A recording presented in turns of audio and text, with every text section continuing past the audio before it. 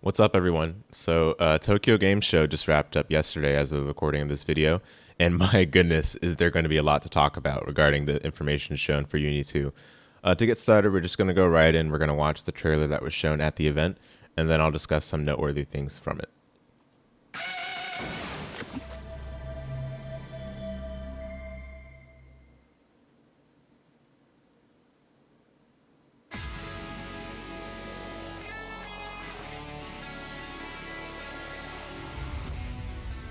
10 years in the making.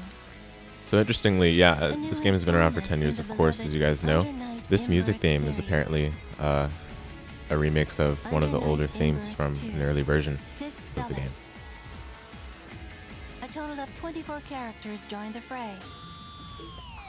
Assorted animations, impressive character details. Also, interestingly, because we're getting an English announcer for this trailer, I'm wondering if we'll get the same announcer in game, or if there's in fact full English dub, which of course hasn't been mentioned yet, so it's doubtful.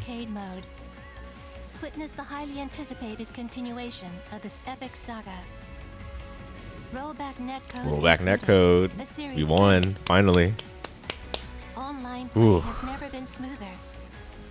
And that's not all. Long years of suffering through delay-based netcode, now rewarded. Packed with a plethora of additional modes. Learn the basics of gameplay. So they're bringing back the trials mode, which is excellent. They're also bringing back tutorial, things that were first present in the arcade, the console and PC port of Unis. We get a gallery mode. This is like the staple Arxes thing, I guess. Whenever they're the publisher, it seems to be the case. Although more so in recent versions of the game. Yep, then we get the new character revealed, Tsurugi. Definitely seems like a heroic character. And then Kaguya, who we already know about, but we got to see a lot of gameplay footage for this past weekend, which was awesome. Speaking of which, her voice actor as well was part of the Arxes stage events at TGS, so that was really cool, along with Kimone. And then we get Kuon, who honestly, he's looked like the coolest looking new character I've seen so far.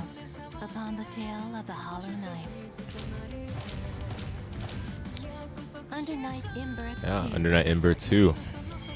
It's interesting. The English announcer pronounces it Celes, and the Japanese announcer says Sista Celes. So interesting. And of course, you get rollback and a launch season pass. Right. Yeah. And then we get the little tease of Kuon.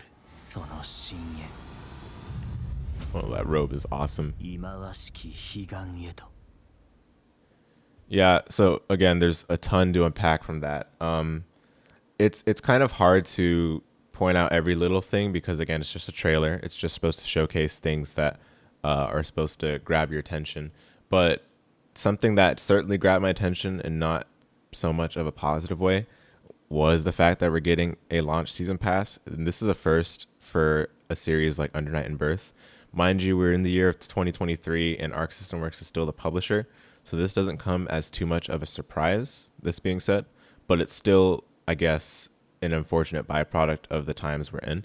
So we'll see we'll see what this implies, what this entails in the long term for the game. Because obviously having a season pass, having any form of long-term DLC support for a game sort of implies it's going to be having its days numbered, but that's natural for any sort of game, and we'll see if this game receives the sort of touch of patch culture which most people are relatively averse to. I'm myself included in that, but yeah, still that was one thing that caught my eye for sure.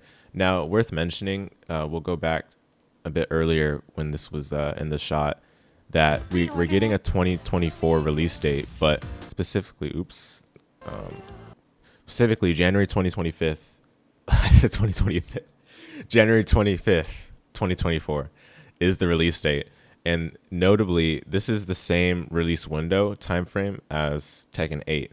Now, a lot of people are a bit sad about this because, yeah, it does hurt the opportunity for this game to garner more new players from other player bases. And that's definitely true. That's something that is a reasonable concern. However, I do think that there's not a lot of crossover to begin with in the Tekken and Under Night player bases. Generally, the anime and the 3D fighter player bases, there's not much overlap between them. So, that being said, it's still unfortunate that it's going to have, right off the bat, some pretty daring competition that could potentially harm, the ability to get a lot of new players. But I'm still hopeful that the game will succeed in its environment. Mind you, Uniclair released in the time it was, where there wasn't much competition, and then COVID happened. So it's still kind of hard to predict how things will go. But that's definitely something noteworthy. Of course, we also do know that it's going to be rollback on release. Specifically, it's going to be GGPO, which is actually was confirmed at Tokyo Game Show during the panel that Kamone was holding. So that's actually super exciting. Once again, thank you, Kamone. We've come a long way with this game from the year 2012 up to now. So this is really cool to see. Definitely paves the way for the new era of playing Under Night and Birth online. And then, of course, we get the consoles, PS5, PS4, Switch, Steam. These were sort of already known from the Kaguya trailer, but getting these reassured is awesome. Not to mention, we also get some pre-order packages, I believe. I'm not sure if it was in this trailer, but there are pre-order packages, which I believe are available for PS5, 4, and Switch, but not Steam. So those ones will include like some like disc and some art books or something, like the typical stuff. Finally, more about the season pass stuff. So from my understanding, this bonus unlock Kuon, basically Kuon, Tsurugi, and Kaguya are all going to be in the base version of the game. But for Kuon specifically, you have to unlock him in story mode, from my understanding, based on what was told at the TGS panel. So basically, by doing a pre-order bonus, basically by pre-ordering the game, you get a bonus in that you do not have to unlock Kuon by playing the story mode. I believe he's just unlocked right from the get-go. So I think that's what's being said here. Otherwise, basically, we're getting 3 new characters in the base game, on top of 3 additional characters for sure in the first season of the game. And should there be any future seasons, that's potentially room for more characters.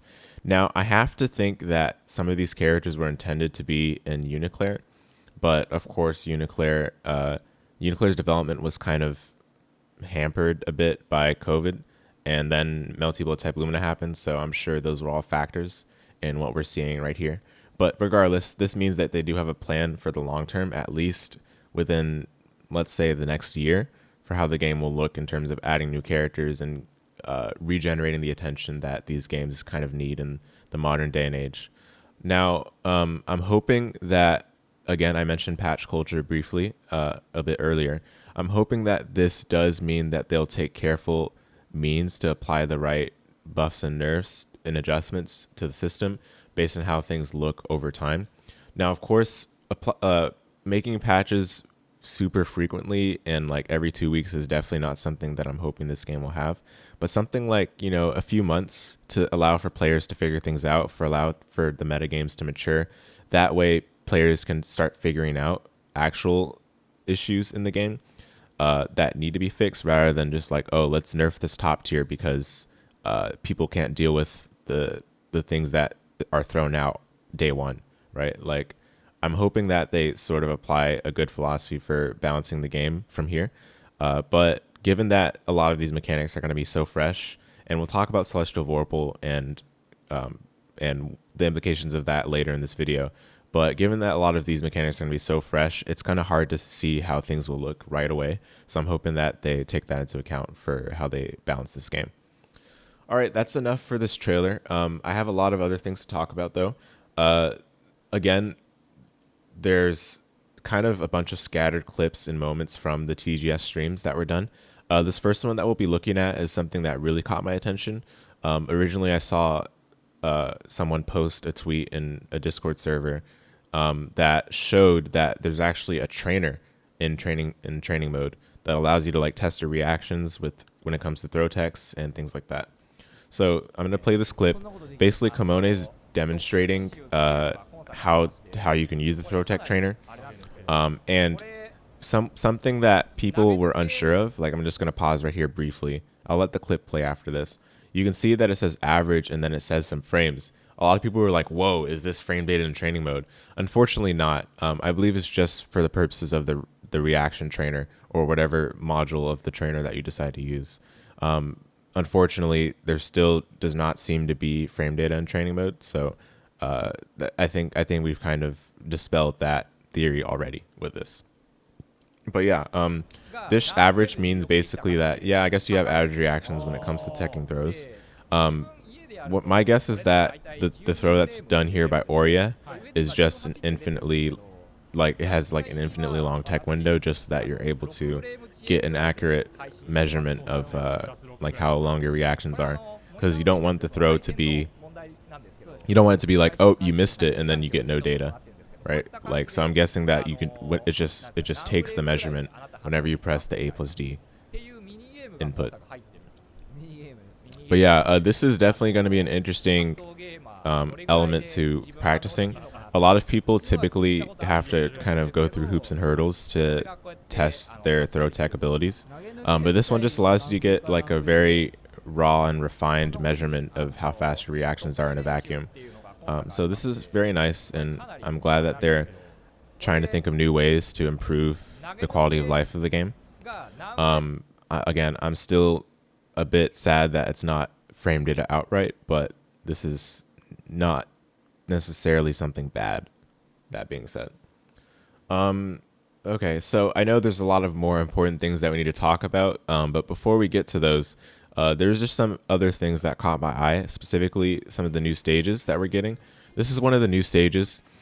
I actually really like this stage, believe it or not, because it's just like a horizontal view of a building rather than like this really depth. Like, you know, a lot of stages in Uni have like a lot of depth and perspective. This stage is just like a flat view of the side of a building, and I really appreciate that. It makes it kind of feel I don't know the exact word to describe it, but it reminds me of, like, you know, you're playing like a platformer game almost. And sometimes I think Uni could make use of having varying degrees of aesthetics with the use of the background stages, because a lot of them are super dark and have the same idea of having depth and perspective. But this one is like the side of a building, so I think it's really cool that they decided to go with this for one of the stages. There's another stage. This one is like in a pool. Looks like a hotel or something. I'm not a huge fan of the stage just because it's right next to the pool, and to me that's like, oh my goodness, are the people fighting gonna fall in the pool in accident? You know, something like a virtual fighter ring out. But you know, that's more so just my personal discomfort. It's not like anything wrong with the stage necessarily. It's still cool that they added something like this. You still got the purple sky. That's kind of characteristic of the game. Finally, the third new stage that we're going to be getting is, I believe, the Kuon stage. This would be like the equivalent of the stage that you fight on when you play against Hilda as the final boss in arcade mode. So this stage is actually very cool too. Again, it has that side perspective, but there is still a little bit of depth that allows you to see that rock lit by torches in the background. And forgive me if I'm kind of butchering the description of that, because I don't really pay attention to the story mode that much in this game. But this is a really cool stage that I think a lot of people might like. So yeah, those are the three new stages. And then something else that I think is worth pointing out before we talk about the nitty-gritty of the new mechanics is the CPU. So this was VOD. This is a clip from day 3 of the event, and Kamone was with Clearlamp, the Evo champion of 2019 for UNIST, and Clearlamp, of course, he's been focused on other games. Let's put it that way. He's been focused on other games lately, but still, this CPU looked pretty crazy. I mean, obviously, it's a new character, so a lot of things are going to look crazy to us since we don't know much about Kaguya still. But that being said, I mean, this looks like reasonably strong uni pressure and combos, which is not something you typically see from these CPUs, which, you know, they're kind of erratic and spontaneous most of the time. But this CPU looks like they knew it, like it looked reasonable. Basically, it looked like something that you could actually you actually have to respect and could put up a good fight. So I'm not sure what the difficulty setting for the CPU was, but if it was anything lower than the max, then that could be a good sign. Who knows? But this was just interesting to me, pretty much. Okay, so enough with that. Now we have some other things to talk about, and I don't necessarily have clips for all of these, but essentially something that kind of unsettled me a little bit is Celestial Vorpal. So they talked more about it at the Arxes VOD. We can actually just go ahead and click watch full video and go to when Kimono was talking about things. Just have this in the background. But Celestial Vorpal, right? As we already knew, it activates when you have 6 or more grid blocks right at the precipice of the new cycle. However, something we didn't quite catch at Evo was that it gives you a 30% damage bonus. My goodness. Like, already VO gives you 20%, and then having VO plus Vorpal gives you 30%. Celestial Vorpal by itself gives you 30% bonus damage. So we might be seeing a case of, man, people might go for like max damage combos, like in the same vein as the original Uni, the vanilla Uni. I saw a clip on Twitter, and I'm not able to resurface that clip at the moment, but I'll post it in the description. It was of, I believe, Isaac showing a combo that you could do with Hyde that reached even 9k. And 9k is not a damage number you could easily reach in the current version of the game. In fact, I doubt any character could reach it in a singular combo. However, with all of the new mechanics they're adding, the addition of getting 25 meter refunded when you spend supers in Vorpal, on top of the bonus damage you get from Celestial Vorpal, and if you also happen to be in VO, you get an additional 20% damage. That means if you're in Celestial plus VO, you get 50% bonus damage. And you have all of that with your good starter, potentially like Hyde. Hyde is a good start already, did like close to 5k if you spend meter too. Now you're going to get potentially like 7.5, and then you spend resources. Keep in mind, Celestial Vorpal, not just the bonus damage, but you can also use it to CS with Super CS, which resets one of your jump cancels and your bounces. Doing that, plus getting the meter back from the CS, dude, I think people are going to have a crazy time with figuring out these combos that could potentially touch of death. So who knows whether this mechanic is for the better of the game or not, but honestly, like, I'm pretty scared. Like, it makes a lot of sense now that they nerfed Byakuya in terms of his grid gain from webs, because, I mean, otherwise that character would just be a living celestial machine. So I'm hoping that sort of thing will be relatively tame, but I doubt it. And then another thing that caught my eye, and I'll post a clip for this again, but basically, this was a clip from Needle, a Japanese Batista player. Basically, this was actually a point brought up by one of my commenters in one of my first videos on UNI2, where if you could just like hog the cycle with Celestial, then that could be a big problem, right? If you're able to win Celestial again, basically if you're able to win Celestials consecutively in 2 cycles, which you indeed are able to do, as proven by this Twitter clip, which I'll go ahead and post in the description as well. So that sort of thing might become like something you really can't ignore for the upcoming metagame for UNI2. So I'm hoping that, again, it'll be I'm hoping that it'll be tame. I'm hoping that it won't go too out of control, but it's kind of hard to say that any of that will be so. Again, this game doesn't have a beta, no beta of any kind, no rollback test beta, no location test, nothing for the players to really test and give feedback on before the game launches. Basically, my assumption, like what everyone is basically just going into it assuming, is that the game that we played, the version of the game we played at Evo, the version of the game that was played at TGS, is going to be the version of the game that's played at launch. So I'm hoping that, again, it won't be too insane and potentially harm the longevity of the game by poor first impressions, in the same vein as DNF Duel. But of course, DNF Duel had some other issues that caused it to be where it is right now. I'm just hoping that things will still end up okay for the game. But that being said, since it is built on the solid foundation of the games that we've been playing for a while now, that is Unist and Uniclair, I am hopeful that it'll still be the game that everyone loves and enjoys at tournaments and such. Okay, I think, guys, that's all I had for this video before it gets way too long. I know we touched on a lot, but I'm hoping that the game, the game is looking great, and I'm hoping that a lot of people will be able to enjoy it once it's in everyone's hands.